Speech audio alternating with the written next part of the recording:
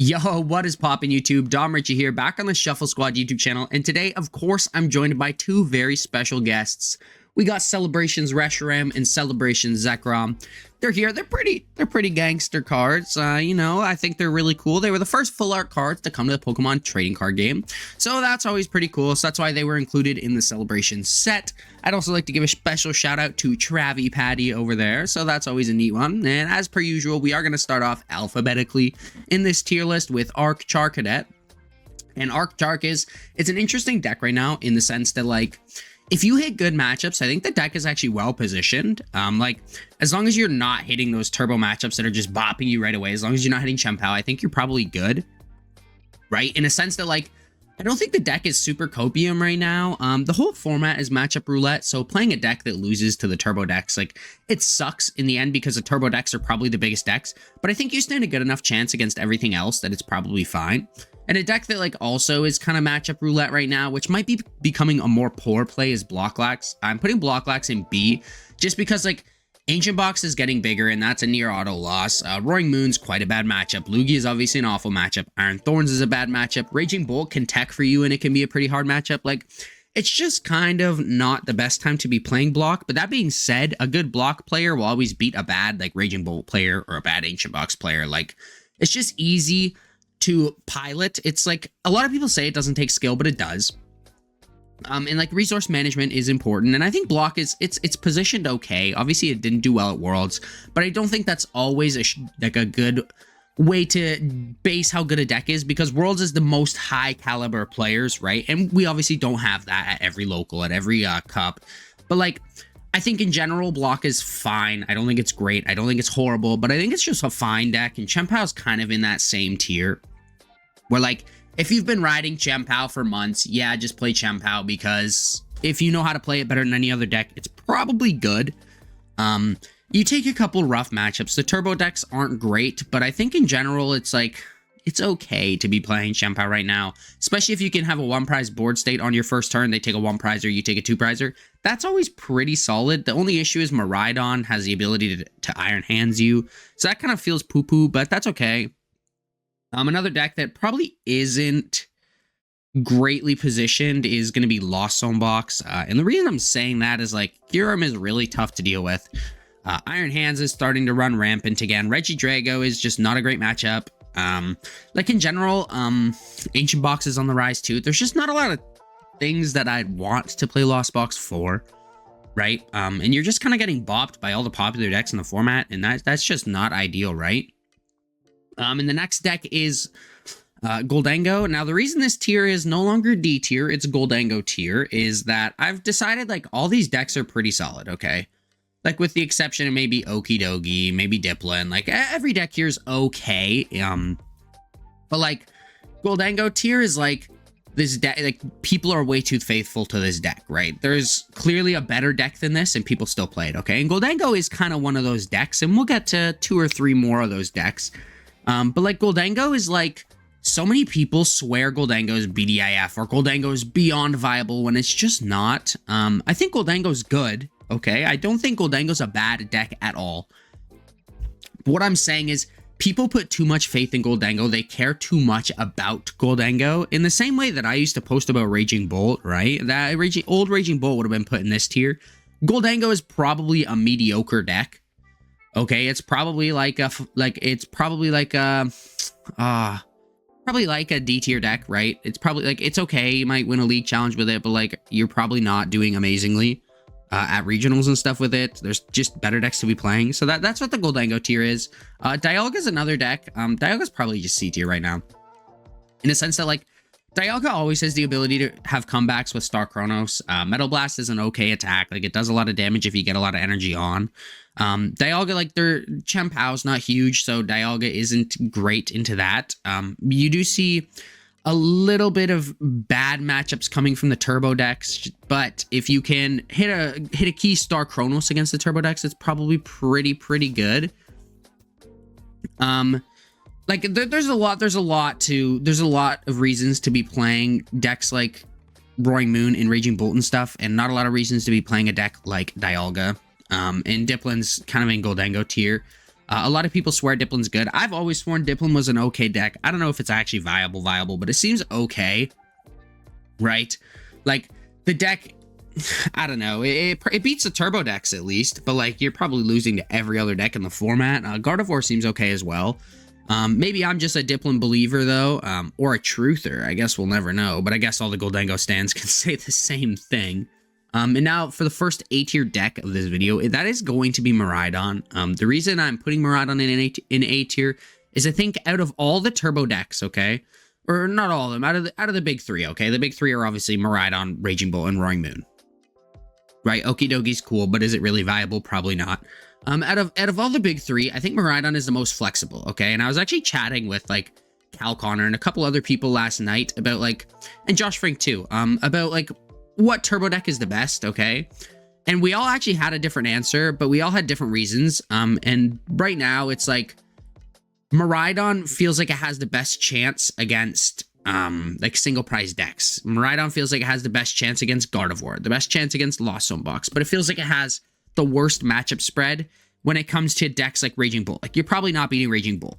Roaring Moon can probably be a little bit difficult. But like, as a general rule, I think Miraidon is like probably the most well positioned, in a sense that, like, being able to beat Gardevoir and beat Lost Zone Box and beat those single prize decks and take a 2-prizer early with Iron Hands against decks like Charizard, that's really big. Whereas like Raging Bolt can't do that. Roaring Moon can't do that, right? Roaring Moon has a better 1-prize attacker, which we will go over when we get to Roaring Moon. But in general, like, I think Miraidon is very, very well positioned. A deck that probably isn't greatly well positioned is just straight Dragapult. It sucks to put it in C tier. I'm not ordering the decks in C tier. S, A, and part of B will be ordered, I think. But like, Dragapult, it just kind of feels like a deck right now that is missing something. It's a little bit too slow, I think, for the format. It's losing hard to the turbo decks, and the turbo decks are really, really popular.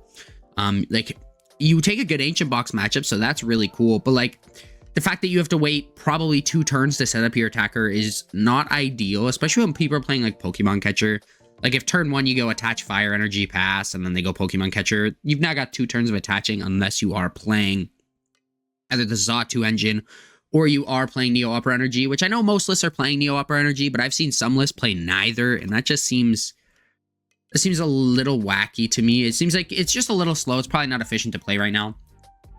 And Dragapult just doesn't seem like it's in the right meta. Now, when that new tree comes out, Dragapult does seem like it could be pretty cool. So I'm excited to see that. And then we've also got Gardevoir. Unfortunately, I think Gardevoir is probably a B tier play. I think it's top of B tier. I think it's probably like deck 6 or 7 in the meta right now. But the reason for that is like, Drago's a bad matchup for you. Zard probably isn't a great matchup. You can tech for Zard and play double Devo, but then Zard can start teching for you and start playing more middle evolutions, play a little bit slower, and you're probably just cooked. Like, there's Gardevoir's and like the Rise of Miraidon as well. There's not a lot of great reason to play Gardevoir right now. Gardevoir is good. It always will be good, but like, even Ancient Box is kind of a rough matchup. Like, there's a lot of matchups, a lot of decks that are very hostile towards Gardevoir, and Gardevoir, for the same reason as decks like Dragapult can't really function, Gardevoir doesn't set up turn 1. It doesn't even set up turn 2 most of the time. Like, you're almost never attacking turn 2. And you want to be attacking fast in this format because every deck is a turbo deck. And going down 2 prizes just isn't good. Reset Stamp's still a really strong card. Iono's still a really strong card. But Pheasantipity also hurts you when playing both of those. So that's another thing to think about, is like, your biggest reason to play Gardevoir is like, oh, I can disrupt my opponent and then skill diff them. But you can disrupt them and then they can still draw 5 off Reset Stamp, 6 with the draw for turn. Like, that's crazy, right? A deck that people are also riding a little bit too hard is going to be Greninja. I just don't see a reason to play Greninja, right? People are like, oh, quick search on a Pokemon's attack. Okay, that's cool, like, I guess. Like, you beat Iron Thorns, but you also, like, I don't even know if you actually beat Miraidon. It's like, if they hit turn 1 hands, okay, and you're playing a little bit of a slower deck, right? Greninja isn't really the most explosive turn 2, always attacking deck. If you whiff that turn 2 attack with Greninja, you just lose. That's unfortunate. That actually sucks. It just sucks, right? Or like, let's say you hit another hands and then you're just knocking out Greninja. Like, your matchup spread is just bad, okay? And like, Frostlass is cool, I guess, but like, Lost Zone Box is kind of falling down. So those 70 HP Pokemon that have abilities, like, they're not around as much. Snorlax is dropping in play a ton. Like, there's not a lot of reason to be playing Greninja. And by not a lot of reason, I mean don't play Greninja. I'm very torn between Iron Thorns, between putting it in B tier and putting it in C tier. And the only reason I'm saying that, okay, and I might get a lot of hate because people are going to go, oh, it just won Worlds, it's just this, it's just that. And Thorns, yes, it did just win Worlds, okay? But Thorns won Worlds, I want to say it's a surprise deck, but it wasn't a surprise deck because everybody knew about Thorns. It was on everybody's radar, everybody was testing, but nobody really assumed it would make that really deep run because enough people would be playing decks that beat it. Okay, and like, that didn't happen, obviously. Iron Thorns, like, it's so easy to tech for. Like, you play a Canceling Cologne and you just win. Raging Bolt plays Slithering and it just wins. Like, there's so many outs decks have to beating Iron Thorns that I just don't think Iron Thorns is actually well positioned at all right now. I just don't think it's a good play. Ancient Box is becoming huge. Roaring Moon is coming up way more in play. Like, actually, there is no reason to be playing Iron Thorns right now. Okay, like, Charizard's playing Canceling Cologne, so they're just going to Infernal Rain with a Canceling Cologne and just beat you. Lugia, it can tech a Flutter Mane. It's probably Cope, but like, Lugia is not actually that big. Like, I am not sitting here and playing a deck just to beat Lugia, right? If I was, I'd play Miraidon. But now, speaking of Lugia, I'm actually going to put Lugia in A tier. I think Lugia is very, very good. In a sense that, like, maybe this is going to sound just like the Goldango people in that Lugia, it doesn't have the results to back it up. It doesn't have a major win in the past 2 months. Didn't show up in top 8 at NAIC. Didn't show up in top 8 at Worlds. Like, Lugia just seems so well positioned though.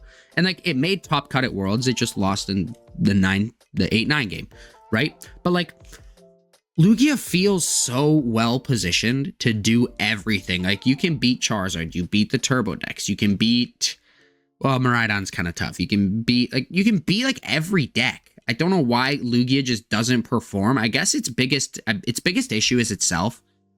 And like, it just doesn't draw well and then you lose. Like, I think Rahul's list was really cool, but like, even he said, he's like, yeah, I just drew poorly in the 8-9 game. And that happens when you're playing Lugia, right? It sucks that it happened in such an important game, but that's what he gets for beating Zach. Moving on, we have the biggest Goldango tier. We actually might name this Lost Zone Tina tier. Yeah, we're going to do that. Lost Zone Tina. Okay. And the reason I'm saying that is everybody swears that this deck is well positioned every single format. I want you to go back on your Twitter feed or on your YouTube feed and look at like the 10 best decks going into this format. Not by us, because we've always been Giratina haters. Well, not always, like a lot of the time, right? Like, you go on Twitter and it's like, oh, everybody's like, this is why we should play Lost Zone Giratina. Here's 10 reasons. And like 8 of the 10 reasons are you beat Charizard. And I'm not even sure you beat Charizard anymore. Like, I just don't see a reason to be playing Giratina right now. Like, you're getting murkied up by Regidrago, right? And Regidrago can just OHKO you with their own Lost Impact. They can also Triforce your Comfeys. Like, there's so much bad in the format for Lost Zone Tina. I don't think there's any reason to play it. And Roaring Moon is a deck that I think there's probably a good reason to play. I think it actually, like, okay, so out of all the turbo decks, I think Roaring Moon is the least well positioned. Maybe. Okay, so the thing is Roaring Moon, I find, I'm torn because I think Miraidon is just better than Roaring Moon right now. Just because, like, it takes a really, like, that Gardevoir matchup, being able to beat the single prize decks is really cool. Okay, actually, I think, you know what, we're just gonna put every turbo deck up here. Okay, and the reason I'm doing that is I think they're all so strong right now. And I think that, like, you could sit here and tell me, yeah, the top 5 decks in the format are the deck that's going in S tier, which you all know. And then these 4 decks, I feel like that could be a solid top 5 decks in the format. Maybe, I feel like Roaring Moon shouldn't be up that high, though. But, like, Roaring Moon, like, it hasn't proven itself too much, but I think Roaring Moon it's so good, right? Being able to Frenzy Gouging and knock anything out, and then, yeah, you're knocked out, but, like, against a Charizard, that's super strong. Where, like, Raging Bolt, you have to discard a ton of energy, you can then get reset stamped and lose. Like, you don't have to discard all your energy when you're playing Roaring Moon. Calamity Storm is also a great attack. So, like, I think Roaring Moon's cool. Baby Roaring Moon is a really great attacker late game. especially into some decks that like maybe you want to hit a Calamity Storm and then clean up with Baby Roaring Moon to offset that prize trade. Or maybe you're against a one prize deck, you use Baby Roaring Moon, and like a deck like Lost Zone Box might struggle to KO it. Okay, I think all these decks, they do all have an upside in the sense that I think Roaring Moon can, that turn 1 Frenzy Gouging is very good. I think it's the most consistent deck at hitting that turn 1 delete, like of anything. I think Raging Bolt is probably like overall like the most solid deck, where like I think its mid game is probably the best. Miraidon, I think, is just being able to utilize hands is a reason to play it. I think they all have reasons to be played, and I think they all, like, they could, maybe Lugia is better than all of them, I can't lie. It kind of feels like that, like Lugia seems really well positioned, but like I think all these decks are really good right now.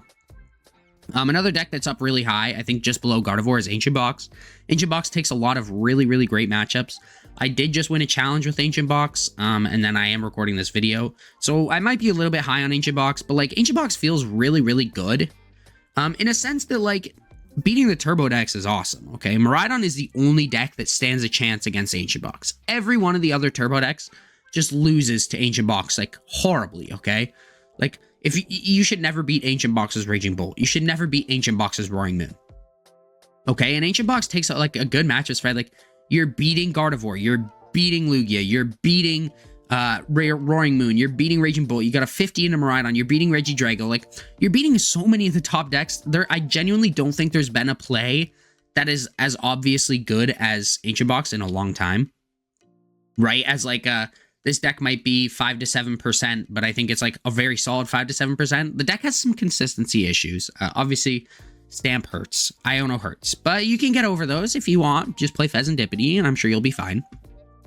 Another deck that, like, people need to figure out, okay, and I'm putting this deck in C tier because I don't really feel like a lot of people like ride it too hard, is Okidogi, or the Loyal 3. Out of all the Turbo decks, it's the worst. It's cool, yeah, but like just the way that, like, I don't know, I feel like it's not as consistent as the other decks. I feel like it's not as like good, I guess is the best way to put it. People haven't refined a list as much. I feel like it's just worse than all the other decks. It might be better than some of the other decks here, but I think it's just like the fact that the other Turbo decks are all better than it in every way is an important thing. And that's why it's so low. Regidrago, easiest S tier we've had in months, okay? Probably a good year and a half now. And what I mean by saying that is, like, I think this is the closest tier 0 format we've had since Silver Tempest Lugia, right? Where, like, you either played Lugia or you played something that beat Lugia, and the counter to Lugia didn't always beat Lugia. If you look at the format right now, people are like, okay, I'm either playing Regidrago or I'm playing one of the Turbo decks to beat Regidrago or Lugia, okay? But Regidrago can beat Lugia. Regidrago can beat Miraidon. Regidrago can beat Moon. Regidrago can beat Bolt. Like, it's not even like you're taking like a 70-30 max. Like, I think Raging Bull is the best deck at beating Regidrago, and it's probably, like, in my testing, it's probably only a 65-35, right? Which is a big difference. Like, that's a good amount, but, like, I don't know, man. Regidrago feels tier 0 right now so hard. Like, the whole format is shaped around Regidrago, and if I can beat Regidrago, and, like, Gardevoir's bad because it can't beat Regidrago, but Gardevoir literally beats all these decks, and yet it just can't beat Regidrago, so it's not it's not as viable, right? And that's crazy. Sablezard's another deck that goes in the Lost Zone Tina tier. People love Sablezard, and Sablezard stays bad. Turbo Hands, probably don't play Turbo Hands. You're losing to all the Turbo decks. Lugia is a really good matchup for you. Regidrago's a bad matchup. Gardevoir feels okay. Ancient Box is good, but, like, it's just not really a great reason to play it right now, I guess is what I'm trying to get to. It's like, I'm not sure there's literally, like, any reason at all to play Turbo Hands. You're not beating any of the big decks in the format. Even Charizard is a bad matchup. Pitch Control, too. I feel like Pitch Control, I can't ever put Pitch Control in a low tier, in the sense that, like, if you play a proper Pitch Control list, you just tech for the meta, you're probably going to do fine as long as you're a really good player. If you're not a really good player, don't play Pitch Control. Right? It just has that flexibility of, oh, I could play 2-block Snorlax in this list, so I could play as block, or I could do this, or this, blah, blah, blah, blah, blah, blah, blah, blah, blah. Or I could play as a more, like, Mimikyu-based deck, whatever, right? You can have a ton of outs, okay? And Pidgeot Control just seems okay. It doesn't seem great, doesn't seem bad, but it seems okay. And Zardpult's kind of in that same situation where I think Zardpult is just outside of the top 10, probably sitting there with Chempao, where they're like around that number 10 spot, but like probably not like in the number 10, right? And I think that like Iron Thorns, a lot of people will probably put in the top 10 because it just won Worlds. I wouldn't personally. Like it's a good deck if you're hitting all heads, but you're not. The deck that everybody thought was going to clear the format and absolutely dominate and be tier 0 was Charizard, but a bad Regidrago matchup is bad, okay, right? Lugia is not a great matchup. Obviously, you beat the Turbo decks pretty well, so that's always good. But like Zard, it just has kind of fallen flat on its face. Tord did really good with it at the World Championships, but that was with a weird list. And like your average person is not piloting that list to 10th place at Worlds, okay? Even your average Worlds competitor, right? Tord's the only guy that's doing that. But yeah, this is where my tier list has kind of ended up for the rest of... what's this called? Shrouded Fable. Yeah, this is where the tier list has ended up for the rest of Shrouded Fable. I hope you guys enjoyed the video. Please make sure you like and subscribe. It does help out the channel a lot. And hey, it helps me feed me and all my children, which are none, but I'm a pretty hungry guy. So please like and subscribe. Comment what you guys think, what decks I misplaced, what decks are too high, what decks are too low, what deck I didn't include, and please don't say Goldango because it is right there. And until next time, I'll catch you all later. Peace out and have a great one. Want to support the Shuffle Squad? Be sure to check out all of our sponsors in the description to pick up Pokemon TCG singles, sealed, and PTCG live codes.